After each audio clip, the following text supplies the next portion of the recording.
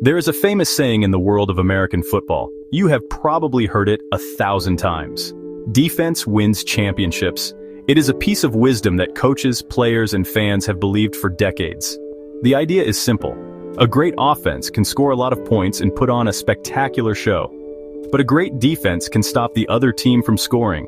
In the biggest games, when the pressure is at its highest, it is the defense that often makes the final game-winning play. A tough physical defense can control the clock, create turnovers, and wear down the opponent's will to fight. Look back through the history of the Super Bowl. You will see so many legendary defensive units. Think of the 1985 Chicago Bears and their 46 defense. They were a force of nature that crushed everyone in their path. Or consider the 2000 Baltimore Ravens, a team that smothered offenses with an almost cruel efficiency. The 2013 Seattle Seahawks had the Legion of Boom, a secondary that made opposing quarterbacks have nightmares. These teams are remembered not just for winning, but for how they dominated the game on the defensive side of the ball. They are the examples that prove the old rule right time and time again. When a team makes a run to the Super Bowl, we almost always look at their defensive statistics first. How many points are they allowing per game? Are they forcing fumbles and interceptions? Can they stop the run? These questions are critical because a weak defense is seen as a fatal flaw. It is like trying to build a house on a shaky foundation. Sooner or later, it is expected to crumble under the pressure of the playoffs. A team with a poor defense is usually not considered a serious contender, no matter how explosive their offense might be. The championship is supposed to be for the most complete teams. But what if the old rule was not always true? What if there was a team that completely ignored this fundamental principle of football? A team that limped into the playoffs with a defense that was, by all statistical measures, one of the worst in the league. Could such a team actually navigate the treacherous road of the postseason and lift the Lombardi Trophy? It sounds impossible, like a story written for a movie. Yet it happened.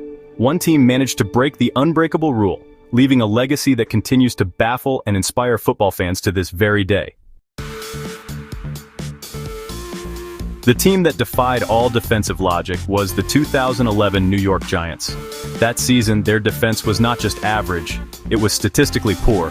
During the 16-game regular season, they gave up a staggering 400 points to their opponents. This ranked them 25th out of 32 teams in the entire National Football League.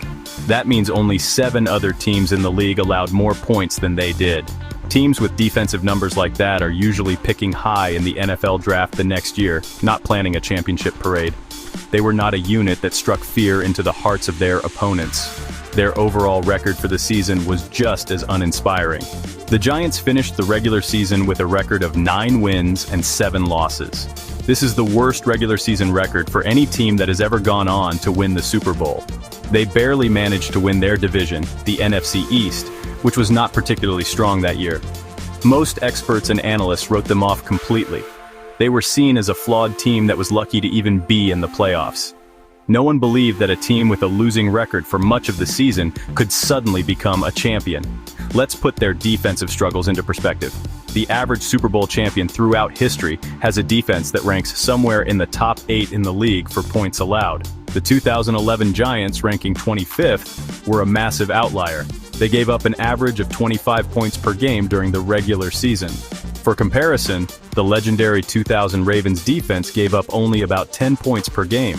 The Giants' defense was not just slightly below average for a champion, it was in the bottom quarter of the entire league, a place from which no team had ever won it all before. The problems were everywhere on the defensive side of the ball.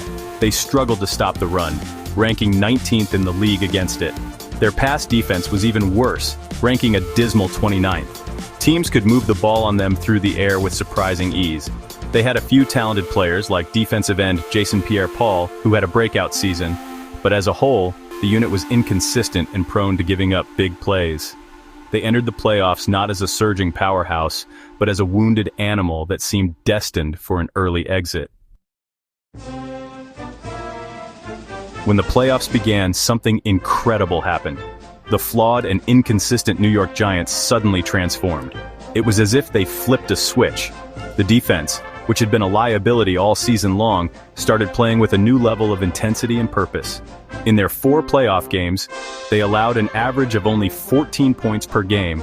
That was a massive improvement from the 25 points per game they allowed during the regular season. The defensive line, led by Jason Pierre-Paul, Justin Tuck, and Osi Umenyiora, began to dominate opposing offenses in a way they had failed to do consistently before. This incredible turnaround was fueled by an offense that was always ready to make a big play. The quarterback, Eli Manning, played the best football of his entire career during that postseason run. He was calm under pressure and seemed to make the perfect throw at every crucial moment. His connection with his receivers, especially Victor Cruz and Hakeem Nicks, was unstoppable. Whenever the defense did give up points, Manning and the offense would answer right back. This took immense pressure off the defense, allowing them to play more aggressively without the fear that one mistake would lose the game. Their journey through the playoffs was a giant killing tour.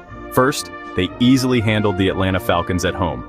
Then, they traveled to the frozen tundra of Lambeau Field to face the Green Bay Packers. The Packers had a fantastic 15-1 record and were the defending Super Bowl champions.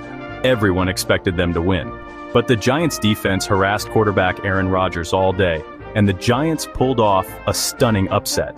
The very next week, they traveled to San Francisco to face the 49ers and their punishing defense in a brutal, physical NFC Championship game, which they won in overtime. The final test was Super Bowl 46, a rematch against the New England Patriots. The Patriots were led by Tom Brady and had one of the most explosive offenses in NFL history. Once again, the Giants were the underdogs. The game was a tight back-and-forth battle. In the final minutes, with the Giants needing a score to win, Eli Manning delivered one of the most famous plays in Super Bowl history. He threw a perfect 38-yard pass down the sideline to receiver Mario Manningham, who made an incredible catch. A few plays later, the Giants scored the game-winning touchdown, completing one of the most improbable runs ever. The victory of the 2011 New York Giants continues to surprise and amaze football fans, even today. Their win challenges one of the most deeply held beliefs in the sport. It serves as a powerful reminder that in the NFL, anything is possible. They proved that a team does not need to be perfect to become a champion. They showed that a team can have significant weaknesses and still find a way to win it all. Their story is not one of flawless domination, but of resilience, perfect timing, and a team catching fire at the exact right moment. The key to their success was not a shutdown defense, but a combination of other critical factors. Their offense, led by a clutch quarterback, rose to the occasion in every single game. Eli Manning was not just a game manager. He was a leader who carried his team on his back. The team also had an unbreakable spirit. Despite their 9-7 record and all the criticism they faced, they never stopped believing in themselves. This mental toughness allowed them to overcome deficits and win close games against opponents who, on paper, were much better than they were. Their chemistry and belief were their secret weapons. When people look back at the greatest Super Bowl champions, the 2011 Giants often stand out, but for different reasons. They are not remembered for being an unstoppable juggernaut like the '85 Bears or the 2000 Ravens. Instead, they are remembered for their incredible heart and their ability to peak at the perfect time. They are the ultimate underdog story. They demonstrate that, in a single elimination tournament like the NFL playoffs, a team's regular season statistics do not always tell the whole story. Sometimes, momentum and belief can be more powerful than any defensive ranking. Ultimately, the 2011 Giants provide hope for every team that is not a statistical favorite. They are proof that a hot streak, a few heroic plays, and an unshakable will to win can overcome even the most glaring flaws. Their journey to the championship was not pretty, and it certainly was not traditional. They broke the mold of what a Super Bowl winner is supposed to look like. And that is precisely why their victory remains one of the most surprising, improbable, and memorable triumphs in the history of the National Football League.